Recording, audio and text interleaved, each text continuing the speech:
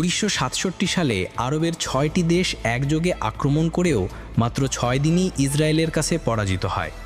Israel সে সময় বিপুল অংশ দখল করে নেয়, যা পরে আরব দেশগুলো আমেরিকার দৌড়ে মাথা নত করে শান্তি চুক্তির মাধ্যমে উদ্ধার করে নেয়। কিন্তু আজ একা ইরান টানা 12 দিন ধরে ইসরায়েলকে যেভাবে নাস্তানাবুদ করেছে তা গোটা দুনিয়ার জন্য এক নতুন দৃষ্টান্ত। হ্যাঁ, ইরানও ক্ষতিগ্রস্ত হয়েছে, কিন্তু ইসরায়েলের আত্মবিশ্বাসে এমন চিড় ধরিয়েছে যা যুগের পর যুগ মনে থাকবে।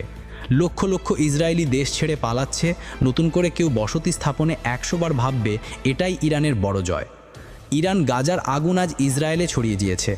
আরব রাষ্ট্রগুলি যখন আমেরিকার ভাড়াটে নিরাপত্তার ভরসায় বসে থাকে, ইরান তখন স্বনির্ভর থেকে আত্মরক্ষা ও প্রতিশোধের সাহস দেখিয়েছে। জ্ঞান, প্রযুক্তি, সেলফ ডিফেন্স সবই নিজেদের হাতে। যদিও শিয়া মতবাদের সঙ্গে আমাদের বিশ্বাসগত বিরোধ রয়েছে, তবে সত্যকে অস্বীকার করা যায় না, ইরান আজ বিশ্ব মুসলিমকে মাথা উঁচু করে বাঁচার পথ দেখিয়েছে। আমাদের শেখার আছে, নির্ভরশীল নয়, আত্মনির্ভরশীল হতে হয়। ইরান প্রমাণ করে দিয়েছে, বিড়ালের মতো 1000 বছর বেঁচে থাকার চেয়ে সিংহের মতো একদিন বেঁচে থাকা শ্রেয়। ধন্যবাদ ইরান, জাজাকুমুল্লাহু খায়রান।